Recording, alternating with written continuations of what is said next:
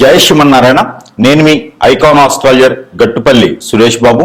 అయితే మనకి ఈ జీవన వ్యవస్థ ఈరోజు ఎలా ఉంది అంటే కనుక ఒకరికొకరి సంబంధం లేకుండా, ఒకవేళ ఉన్నా కూడా ఉమ్మడి కుటుంబంగా లేకుండా చిన్న చిన్న ఫ్యామిలీలతోనూ చిన్న చిన్న సంసారాలు ఏర్పరచుకొని ఈ జీవన శైలిలో పరిగెత్తేటువంటి జీవితాలు ఏర్పడిపోయినా ఉన్నాయి. దాంతోపాటు ఆప్యాయత, అనురాగం, ప్రేమ ఇలాంటివన్నీ కూడా, నమ్మకాలు ఇవన్నీ కూడా లేకుండా పోతూ ఉన్నాయి. పెద్దలంటే గౌరవం, మర్యాద ఇవన్నీ లేకుండా పోతుంది. మనంగా సంపాదించుకున్న పేరు, ప్రఖ్యాత, హోదా, డబ్బు ఇవన్నీ కూడా ఎక్కడ ఏమవుతుందో కూడా అర్థం కాకుండా పరిస్థితి ఏర్పడుతూ ఉంది. దానితో పాటు మరొకటి ఏంటంటే, ఇప్పుడు ఏం చెప్పాలనుకున్నాం అనేది చూద్దాం. అయితే అసలు మరొకటి ఏంటంటే కనుక, వీటన్నిటితో పాటు ఈ రోజున ఉన్నటువంటి ఏదైతే బంధం, బాంధవ్యం, అనురాగం, ఆప్యాయత, దాంతో పాటు భార్య, భర్త ఇవన్నీ కూడా ఉన్నాయి.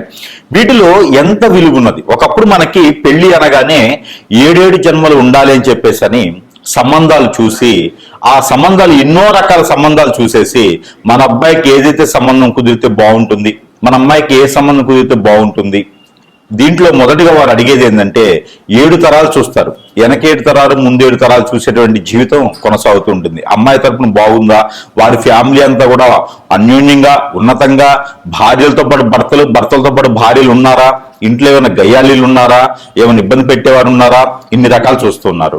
అబ్బాయి తరఫున కూడా వీరి వంశం వృద్ధి అవుతుందా, ఎలాంటి ఇబ్బందులు ఏమైనా కలుగుతున్నాయా, పిల్లలు బాగా సంతానం కలుగుతుందా, వీరి జీన్స్ అంతా కూడా ఎవరైనా 2-3 పెళ్లిళ్ళు చేసుకొని ఉన్నారా, ఎవరైనా దేశాల మేము పోయి ఉన్నారా, ఇవన్నీ కూడా ఆరా తీసుకొని 7 తరాల ముందు 7 తరాల వెనక్కి కూడా మనం చూసుకొని ఆ ఒక విధంగా పెళ్లి చేసే సాంప్రదాయం మనకి పూర్వకాలంలో ఉండేది.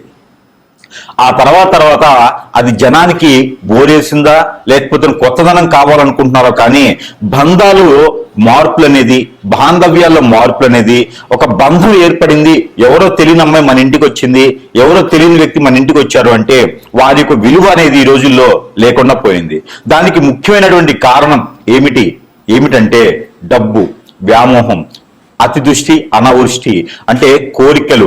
అంటే ఇప్పుడు పేరెంట్స్కి కావచ్చు, పిల్లలకు కావచ్చు, వారు చదివినటువంటి చదువులకి తగ్గోడు రావాలని, ఇంకా మా అమ్మాయి చిన్నది, మా అబ్బాయి చిన్నదని, ఇలాగా ఆస్తులు బాగా ఉండాలని, టుంగుటుయాల్లో ఊపాలని, అలాగా ఇంకా విదేశాల్లో స్థిరంగా ఉండాలి అని, ఇలాగ వారికి ఒక్కొక్క రకమైనటువంటి కోరికల వలన ఈ పిల్లల్లోనూ ఉన్నటువంటి అన్ని కోరికలు అణచడం అనేది పెద్ద సమస్య. అయితే కొంతమందిలో ఉండలేక ఈ పిల్లలు కూడా ఎవరైనా బాగుండి పిల్లలకి తెలియదు కాబట్టి కళ్ళకి నచ్చిన వారిని చేసుకోవటమా, మోహించడమా, లేకుంటే గనక ప్రేమించడమా చేసి పెళ్లిళ్ళు చేసుకునే విధానానికి మన జీవన శైలి మొదలైంది. దాని తర్వాత లివింగ్ రిలేషన్, అంటే ఒక బంధము, బాంధవ్యం లేకుండా లివింగ్ రిలేషన్ లాంటివి మొదలైనవి. ఇక రానున్న కాలంలో ఎలాంటి వైపరీత్యాలకి దారి తీస్తుందో కానీ తెలియదు. అంటే మనకి ఎక్కడైతే ప్రకృతికి వైపరీత్యాలు ఉంటాయో అదే రకమైన వైపరీత్యాలు బంధాలు, బాంధవ్యాల్లో కూడా కొనసాగుతూ ఉన్నాయి. ఇక కొన్ని రాష్ట్రాల్లో చూస్తే అసలు విలువలు, వాల్యూస్ కూడా లేకుండా పోతా ఉన్నాయి. మన తెలుగు రాష్ట్రాలు వీరి సైతం కూడా ఏంటంటే పిల్లలకి కోరికలు, ఆశలు ఎక్కువైపోవడం వలన, వారిలో ఈ యొక్క చైతన్యం ఎక్కువ వచ్చిందని అనుకుంటాం వలన, వారికి తెలియంది ఏం లేదు అనుకోవడం వలన, పెద్దల యొక్క అనురాగం, ఆప్యాయతకు దూరం అవడం వలన, అలానే పెద్దలు చెప్పే మాట వినకపోవడం వలన, వీరే గొప్ప అని అనుకోవటం, ఎవరి మాట వినకపోవడం వలన ఇలాంటి తప్పుదాయాలు కొన్ని అయితే కొనసాగుతూ ఉన్నాయి. దాంట్లో ముఖ్యంగా రెండో పెళ్లి, అంటే అసలు రెండో పెళ్లి అని చెప్పడానికి కూడా లేదు. కాకపోతే మొదటగా ఏర్పడినటువంటి జన్మించిన తర్వాత మొదటిగా వేరే ఒక సంబంధం ఏర్పడి తోడుగా ఉండేసి, అండగా ఉండేసి, ఎవరైతే ఉంటారని చెప్పి ప్రమాణ పూర్తిగా చేసుకునే వాటి పెళ్లి అనేది బాంధవ్యతతో కలుపుతుందో అది వదిలేసి ఇప్పుడు లివింగ్ రిలేషన్, రెండో సంబంధాలు, మూడో సంబంధాలని లేకుండా ఇంకా విచ్చలవిడితనంతో ఏర్పడేసి ఆడవారికి, మగవారికి సందేశ దూరంలో కూడా లేకుండా ఎవరు దొరికితే వాటితో సంబంధాలు ఏర్పంచుకొని వాల్యూస్ అనేది రోడ్డు మీద పెట్టేసి వీరికి ఈ రోజు గడిచిపోయిందా చాలు అనే పరిస్థితులకు ఏర్పడినటువంటి కాలం కూడా మనకి కొంతగానో ఉన్నది. ఇవైతే దాని గురించి ఒకసారి మనం చూసినట్టయితే గనక, దాంట్లో మనం మొదటి పెళ్లి అనేది చేసుకున్న తర్వాత ఆ ఒక వైపరీత్యాలు వచ్చి భార్యలో తప్ప, భర్తలో తప్ప, పెద్దలో తప్ప, పిల్లలో తప్ప జరిగిపోవడం వలన దాని తర్వాత ఏర్పడేటువంటి సంబంధాలని రెండనే అంటాం మన దౌర్భాగ్యానికి. ఆ తర్వాత ఎన్నున్నా మనం రెండు కింద భాగిస్తాల్సి వస్తుంది, ఎందుకంటే మొదటిది చెడిపోద్ది కాబట్టి. అలానే ఎవరి జాతకంలోనైనా అసలు రెండో పెళ్లి అనే దానికి ఎలా ఏర్పడుతుంది, కొంత చైతన్యం రావడం కోసమైనా మనం ఒక్కసారి పరిశీలిద్దాం. దీంట్లో ముఖ్యంగా అసలు రెండో పెళ్లి అనేది ఎలాంటి జాతకులకి, రెండో పెళ్లి అనేది ఏ జాతకంలో ఎలాంటి నక్షత్రము ఎలాంటి గ్రహము ఏ స్థానంలో ఉండడం వల్ల రెండో పెళ్లి వ్యామోహం కానీ, రెండో పెళ్లి అవకాశం కానీ, రెండో పెళ్లి చేసుకునేటువంటి విధానం కానీ కనిపెడుతుంది. అసలు రెండో పెళ్లి లేకుండా రిలేషన్షిప్ ఏమైనా ఉన్నాయా, ఎలా కనిపెట్టొచ్చు, ఎలా గమనించవచ్చు, వీరిని మనం ఎలా పసిగట్టొచ్చు, ఎలా అరికట్టొచ్చు, దీనికి పరిష్కార మార్గం ఏంది ఒకసారి మనం గమనిస్తే గనక ఆ విషయంగా మనం రాసుల పరంగా ఇప్పుడు ద్వాదశ రాసుల్లో ఏ రాశి వారికి ఎలా ఎలా స్థానాల్లో ఉంటే రెండో పెళ్లి జరుగుతుంది, వారికి విజ్ఞాన నిమిజ్ఞాలు ఏంటి, వారి యొక్క పరిహార మార్గాలు ఏంటి, ఇవి ఒకసారి మనం పరిశీలిద్దాం. ద్వాదశ రాశుల్లో ఒకటి తులారాశి. ఈ తులారాశి వారికి రెండో పెళ్లి యోగం. ఈ తులారాశి రెండో పెళ్లి యోగం ఎలా ఉంటుంది, అసలు మొదటి పెళ్లి యోగం ఉండాలి కదా, ఎంత వయసు వచ్చిన పెళ్లిళ్ళు అవ్వవు. ఎందుకంటే ఆస్తులుంటే సరిగా తినలేరు, అంతస్తులుంటే నివసించలేరు, అందరూ ప్రేమతో ఉంటారు, మీ పక్కన ఉండరు, అందరూ విడిపోతూనే ఉంటారు, దాన ధర్మం చేసుకుంటూ ఉంటారు. అలానే అందుకని మీకు ఎవరికైతే ఏదైతే కావాలో కోరికలు తెచ్చుకుంటూ ఉంటారు. వాళ్ళు బాగున్నారా, సుఖంగా ఉన్నారా, అయితే ఓకే అని చెప్పి వెళ్ళిపోతూ ఉంటారు అన్నమాట. ఈ రకంగా ఉన్నటువంటి తులారాశి వారికి భార్యను మాత్రం చాలా ప్రేమగా చూసుకుంటారు. భార్య మాట అంటే చాలా వేదంగా ఉంటారు, భర్త అంటే చాలా ప్రేమగా చూసుకుంటారు, భర్త మాట అంటే చాలా వేదంగా ఉంటారు, అట్రాక్షన్ గా ఉంటారు, అందరిని ఆకట్టుకునే తత్వంతో ఉంటారు. ప్రేమ, ప్రఖ్యాత, హోదా, డబ్బు అన్ని పలుకుబడి లాంటివి అన్ని వస్తాయి. కానీ భార్యకి ఏదైనా కంపాటబిలిటీ లోపం ఉండి, భర్తకి ఏదైనా కంపాటబిలిటీ లోపం ఉండేసి దూరంగా ఉన్నారా, మీరిద్దరే కూర్చొని మాట్లాడుకుంటే సమస్య సానుకూలంగా అవుతుంది. లేదు అంటే కనుక మీకు సరైనటువంటి సమయంలో పెళ్లి చేయలేకపోతే కూడా వీరికి కూడా లేట్ మ్యారేజెస్ ఉంటాయి. చేస్తే త్వరగా అయిపోతుంది, లేకపోతే చాలా లేట్ మ్యారేజ్ అవుతుంది తులారాశి వారికి. కాబట్టి ఈ తులారాశి వారికి మొదటి రాశి పెళ్లి చేసేటువంటి యోగం ఎక్కడ వస్తుంది, ఏ స్థానంలో ఏ గ్రహం ఉంటే పెళ్లి అవుతుంది చూసినట్టయితే కనుక మనకి మొదలుగా ఈ యొక్క తులారాశి వారికి కాలసర్ప దోషం, నాగదోషం, కుజ దోషాలు లాంటి, కలత్ర దోషాలు లాంటివి ఉన్నాయా, పితృశాపాలు, పితృదోషాలు లాంటివి ఉన్నాయా చూసుకోవాలి. లేదా హిప్నాటిజం, బ్లాక్ మ్యాజిక్, వశీకరణ, చేతబడి, బాగలముఖి, భానుమతి, యక్షిణి లాంటి విద్యలు ఏమైనా జరిగినాయా చూసుకోవాలి. అవన్నీ లేకపోతే కనుక ఖచ్చితంగా వీరికి పెళ్లి గడులు అనేది మొదలవుతాయి త్వరగానే. అన్ని గ్రహాలు కూడా వీరికి సానుకూలంగా ఉండాలి. వీరు పుట్టిన తర్వాత 18 సంవత్సరానికి పెళ్లి గడులు ఒకసారి వస్తాయి, 23 సంవత్సరంలో ఒకసారి వస్తాయి, 27లో ఒకసారి వస్తాయి, 29, 36లో కూడా ఒకసారి వీరికి పెళ్లి గడులు వస్తాయి. ఇక లాస్ట్ గా 39, ఇక తర్వాత పెళ్లి గడులు ఉండవు, చేసుకున్న ఉపయోగం లేదు వీళ్ళు. కాబట్టి మొదటి సంబంధమైనా, రెండో సంబంధమైనా, మొదటిసారి అయినా, రెండోసారి అయినా సరే ఈ యొక్క దశాంత దశలు నడిచినప్పుడు ఏది శుక్రుడు, రాహువు, కేతువు, బుధుడు, అలానే కుజుడు, ఈ యొక్క రవి దశ కూడా వీరికి పెళ్లి అవుతుంది. ఆ దశలు ఏ కాలంలో ఉన్నాయి, ఏ టైంలో ఉన్నాయి, దానికి తగ్గట్టుగానే వీరికి 6వ స్థానం, 7వ స్థానం, ఆడవాళ్ళకైతే 7వ స్థానం, మగవాళ్ళకైతే 6వ స్థానంలో కనుక వీరికి గురువు, శుక్రుడు కలిసి ఉన్నారా, లేదా 6వ స్థానానికి చూస్తున్నారా, 9వ స్థానానికి రవి చూస్తున్నాడా, శుక్రుడు చూస్తున్నాడా, బుధుడి అంతర్దశ ఉందా, బుధుడు కూడా కన్నేసి చూస్తున్నాడా చూసుకోవాలి. దానికి తగ్గట్టుగా మనకి 11వ స్థానంలో రాహు గాని, కేతు గాని, శని గాని ఉంటే కనుక ఆ సంవత్సరం వీరికి పెళ్లి చేయకూడదు, కలిసి రాదు అంతగానం. 11వ స్థానంలో ఏ గ్రహం ఉన్నా కూడా ఆ గ్రహాన్ని ముఖ్యంగా ఈ తులారాశి వారికి 11వ స్థానం అంటే కన్యారాశి. కన్యారాశిలో రాహు ఉన్నాడా, కేతు ఉన్నాడా, గురువు ఉన్నాడా, శని ఉన్నాడా, శుక్రుడు ఉన్నాడా, బుధుడు ఉన్నాడా చూసుకోవాలి. బుధుడు ఉంటే వ్యాపారం పెట్టకూడదు, శుక్రుడు ఉంటే పెళ్లి చేయకూడదు, అలానే గురువు ఉన్నా కూడా పెళ్లి నిలబడదు. కాబట్టి అలాంటి వ్యవహారాలు చేయకూడదు. సొంత ఇంట్లో కానీ స్వస్థానంలో కానీ గురువు ఉన్నా మీకు పెళ్లి చేసుకోవచ్చు. 2వ స్థానంలో ఉంటే ఇంకా మంచిది, పెళ్లి గడులు వాళ్ళకి వస్తాయి కాబట్టి కళ్ళు మూసుకొని పెళ్లి చేసేవచ్చు వారికి. ఇలాంటి కాకుండా ఇంకా నాకు అలాంటి ఏం వద్దు నాన్న, అలాంటి వద్దు గురువు గారు, నాకు భార్య ఉంది ఒకటి చాలు, నేను ఆ భార్య దూరం మీద బతకలేకపోతున్నాను, నాకు భార్య నా మాట వినేలా ఉంటే చాలు అనుకుంటే కనుక ఖచ్చితంగా మనం చివరిలో చెప్పిన పరిహారం పాటించండి, మీ భార్య మీ దగ్గరికి వస్తుంది. భర్త ఎవరైనా దూరమై ఉన్నారు, నాయన నాకు వేరే అఫైర్స్ కానీ వేరే సంబంధాలు చేసుకోవాలని కోరిక లేదు, నా భర్త నాకు దూరమైనాడు, దానివల్ల పిల్లలు కానీ నేను కానీ ఇబ్బంది పడతా ఉన్నాము, ఖచ్చితంగా నాకు కలిసిలా చేయండి అయ్యా అంటే కనుక ఖచ్చితంగా చివరిలో చెప్పిన పరిహారాలు మీరు చేసుకున్నట్టయితే కనుక భార్యాభర్త సుఖంగా ఉండేటువంటి ఆలోచన ఉంటుంది. కాబట్టి ఈ పరిహారాలు మీకోసం. అయితే మనకి ఏదైతే పరిహారాలు ఉన్నాయో ఈ రాశి వారు కనుక ఈ పరిహారం చేసుకున్నట్లయితే ఖచ్చితంగా ఏదైతే భర్త దూరమవుతున్నాడు అనేటువంటి భారం తగ్గేటువంటి దానికి సపోర్ట్ ఉంటుంది. అలానే భార్య దూరం అవుతుంది, పిల్లలు ఒంటరైపోతున్నారు అనుకున్న వారికి అయితే ఖచ్చితంగా ఈ పరిహారం పనికొస్తుందని అయితే నేను అనుకుంటున్నాను. అయితే ఏం చేయాలంటే కనుక మీ భార్యది కావచ్చు, భర్తది కావచ్చు, పేరు సపోజ్ ఎంతైతే పేరు ఉంటుందో దాన్ని ఇంగ్లీష్ లెటర్స్ లో మీరు చూసుకోండి. సపోజ్ ఒక పేరు ఉంది, మాధవి ఉందనుకోండి, ఇంగ్లీష్ లెటర్స్ లో చూసుకోండి MA. అలా తీసుకున్నటువంటి పేరు ఏదైతే ఉందో మీకు తామర గింజలు దొరుకుతాయి. ఈ లోటస్ సీడ్ అంటారు.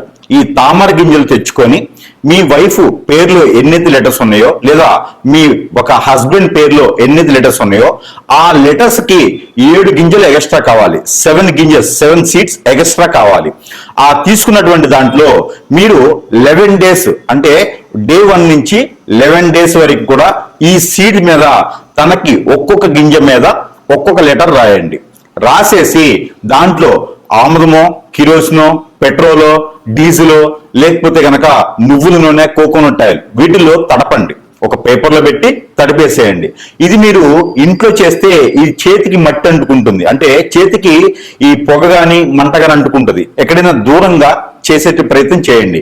ఇంట్లో ఇవి ఏం చేయాలంటే ఒక్కొక్క లెటర్ మీద ఒక్కొక్క పేరు రాసిన తర్వాత అవన్నీ కూడా ఒక 7 గింజలు ఎక్స్ట్రా తీసుకొని ఒక పార్సల్ చేసి దాంట్లో ఈ ఆయిల్ వేసి కనుక కాల్చి వేయండి. ఇది ఉదయం సాయంత్రం సమయంలో చేయొచ్చు. రోజుకొక్కసారి చేసినా కూడా తను వేరే వాళ్ళకెళ్ళి చూడకుండా, తను వేరే లైఫ్ కి వెళ్లకుండా, తను వేరే పెళ్లి వేరే స్త్రీ వైపు చూడకుండా కూడా మీకు సానుకూలమైనటువంటి వాతావరణం కనబడుతుంది. మరొకటి ఏంటంటే కనుక ఇలా చేస్తూ 11 రోజులు దానితో పాటు తన యొక్క ఫోటో ఏదైతే ఫోటో ఉంటుందో దాన్ని A4 సైజులో 4 సైజ్, అంటే 4/6 అనేటువంటి సైజు ఉన్నటువంటి ఫోటో ఏదైతే ఉంటుందో ఆ ఫోటో కింద 4 నిమ్మకాయలు పెట్టండి. ఒక్కొక్క మూలన ఒక్కొక్క నిమ్మకాయ పెట్టాలి. స్త్రీ అయినా పురుషుడైనా, భార్య అయినా భర్త అయినా, ఎవరైతే దూరం అయితే తట్టుకోలేకపోతున్నారో వారు చేయవచ్చు. అయితే ఈ యొక్క 4 నిమ్మకాయలు అనేది ఫోటో కింద పెట్టాలి. ఆ ఫోటో పై వైపున గుండు సూది గుచ్చాలి. ఎలాగా? ఫోటోకి నిమ్మకాయకి మధ్యన ఆ పైన గుండు సూది గుచ్చాలి. మన మంచానికి కోళ్ళులాగా ఉండేటువంటిది నిమ్మకాయలు, పైన ఉండేటువంటిది మంచము. తర్వాత ఫోటోకి అలా గుచ్చితే సేల్లాగా గుండు సూది గుచ్చండి. ఆ గుచ్చిన దానిపైన పసుపు, గంధము, కుంకుమ ఈ 3 కూడా కలగలపండి. కలగలిపి దాంట్లో పొడి చున్నం అని దొరుకుతుంది. ఆ చున్నం కూడా దాంట్లో కలపండి. కలిపిన తర్వాత మీకు అత్తిపత్తి ఆకు అని ఉంటుంది, లేదా టచ్ మీ నాట్ అంటారు. ఆ ఆకు పౌడర్ కూడా కలపాలి. ఆ మిశ్రమం అంటే ఒక్కొక్క టీ స్పూన్ కలుపుకోండి. కలుపుకున్న తర్వాత మీకు ఒక చిన్న మంత్రం ఉంటుంది. అది ఎవరికి వాళ్ళకి చెప్పేదానికి కాదు, స్క్రోలింగ్ మీద కనిపించే నెంబర్కి ఫోన్ చేస్తే ఆ నెంబర్ అనేది చెప్తాము. ఆ మంత్రం అనేది చెప్పడానికి ఉంటుంది. అయితే ఈ యొక్క ఫోటో మీద ప్రతిరోజు కూడా ఏ రూములో అయినా ఏ గదిలోనైనా చేసుకోవచ్చు, వాష్రూమ్ తప్పితే. మనం పడుకునే పోయే ముందు నేను ఇచ్చేటువంటి మంత్రాన్ని ఒక 713 సార్లు, 719 సార్లు మీ పేరుని బట్టి చదవడం అనేది ఉంటుంది. ఆ మంత్రం చదివిన తర్వాత నేను చెప్పినటువంటి ఇంగ్రీడియంట్స్ కలిపినటువంటి పౌడర్ ని ఆ ఫోటో మీద చల్లాలి 21 రోజున. ఇలా చేసినట్టయితే కనుక భర్త దూరమైన వాళ్ళు దగ్గరికి రావడం, ఆ ఉన్నటువంటి రిలేషన్స్ కావచ్చు, సెకండ్ మ్యారేజ్, థర్డ్ మ్యారేజెస్ కావచ్చు, ఇవన్నీ కూడా వెళ్ళిపోయేసి దగ్గర అవ్వడం. భార్య ఏదైనా వేరే చెప్పు చేతుల్లోకి వెళ్ళిపోయినా, వేరే మాట విని ఆశతో కోరికతో బయటికి వెళ్ళిపోయిందన్నా కూడా ఆవిడ కూడా మీకు తిరిగి మళ్ళీ వచ్చేదానికైతే అవకాశం ఉంటుంది. ఖచ్చితంగా ఈ పరిహారం చేసి చూడండి. మరొక పరిహారం, అలానే భార్యాభర్తలు దూరమైనందు వలన మీకు చిన్న చిన్న పరిహారాలతో కూడా వాడు దగ్గరయ్యేదానికి అవకాశాలు. అలానే భార్యన భర్త అయిన రెండో పెళ్లి వైపు వెళ్లకుండా ఏ బాధ వచ్చినా ఏ బంధం వచ్చినా కట్టుబడి బాధ్యత ప్రకారంగా ఉండేలాగా ఉండాలి అనుకుంటే గనక ఖచ్చితంగా ఈ యొక్క పరిహారం చేసినట్టయితే ఖచ్చితంగా మీకు అదృష్టం అనేది ఉండొచ్చు. అది ఏమిటంటే గనక మనకి కాటన్ సీడ్ అంటారు, పత్తి గింజలు. ఈ పత్తి గింజలు ఏవైతే ఉన్నాయో తన పేరుని తలుచుకుంటూ నాకు నా భర్త రావాలి, నాకు నా భార్య నాకు దగ్గర అవ్వాలి అని తలుచుకుంటూ ఎక్కడైనా సమీప దూరంలో గురువు గారు ఉంటే సంప్రదించండి. వారు ఏదైనా పరిహారం చేస్తే చేయండి. లేదు అంటే గనక ఈ రకమైనటువంటి పరిహారం ఖచ్చితంగా చేసుకుంటే మీకు 41 రోజుల్లో ఫలితం అయితే లభిస్తుంది. 41 రోజులు చేసిన తర్వాత ఫలితం రాలేదు అంటే గనక ఖచ్చితంగా వస్తుంది. మరో 15 రోజులు ఆగండి. 41 రోజు చేస్తే సరిపోతుంది. మనము ఒక అమ్మవారికి కానీ స్వామివారికి కానీ దీక్ష చేస్తే కూడా ఖచ్చితంగా దాని ప్రతిఫలం ఎన్నో సంవత్సరాలు పడుతుంది. కానీ మనసు మైండ్ మారినట్టు తర్వాత భార్య అయిన భర్త అయిన దూరం అయ్యారు అంటే అది ఇంకొక చెంతకి చేరుతున్నారని అర్థం. ఆ చెంత నుంచి మళ్ళీ మన వైపు రావాలి అంటే గనక మనలో ఉన్నటువంటి లోపాలు ఏమున్నాయో అవన్నీ కూడా మారేటువంటి ప్రయత్నం చేయాలి మొట్టమొదటిసారిగా. రెండోది, మనం ఏదైతే కాటన్ సీడ్ అంటే పత్తి గింజలు ఏవైతే ఉంటాయో ఈ పత్తి గింజలు తీసుకొని రోజుకి ఒక 11 చొప్పున చేతిలో పెట్టుకొని ఏదైతే మీ హస్బెండ్ కావచ్చు వైఫ్ కావచ్చు పేరుందో అంటే వెళ్ళిపోయినటువంటి వారి పేరు తీసుకొని 236 సార్లు పఠన చేయండి. నా వైఫ్ నా దగ్గరికి రావాలి, మా వైఫ్ పేరు ఇది, మా దగ్గరికి రావాలని చెప్పేసి పఠనం చేసుకొని ఆ పత్తి గింజల్ని మీరు ఒక పేపర్లో కట్టేసి కాల్చి వేసేసేయండి. ఏ రోజుకి ఆ రోజు ఈ పని చేయాలి. మరొకటి, తెల్ల ఆవాలు అని దొరుకుతాయి. ఈ తెల్ల ఆవాలు గసగసాలు అవొక 1 టీ స్పూను ఇవొక టీ స్పూను తీసుకొని మీరు మీ చుట్టూతా దిష్టి తీసేసుకొని ఆ దిష్టి తీసుకుని చేతిలో పెట్టుకున్న తర్వాత నా వైపు నా దగ్గరికి రావాలి, నేను చేసిన తప్పులే ఉంటే క్షమించాలి, నేను మళ్ళీ అలాంటివి చెయ్యను అని చెప్పేసి మనస్ఫూర్తిగా మీ కులదైవానికి ఇష్టదైవానికి కొలుచుకొని కనుక మీరు ఏదైనా మీకు నచ్చినటువంటి అమ్మవారికి స్వామివారికి ముడుపు మొక్కుబడి చేసుకొని కనుక మీరు ఈ ఆవాల్ని ఈ యొక్క గసగసాల్ని పెనం ఉంటుంది కదా ఇంట్లోను, ఆ పెంక మీద లైట్ గా ఏమి వేయకండి, ఆయిల్ లాంటి ఏమి వేయకుండా ఆ మూకుడు మీద లైట్ గా ఫ్రై చేసేసి పడివేయండి.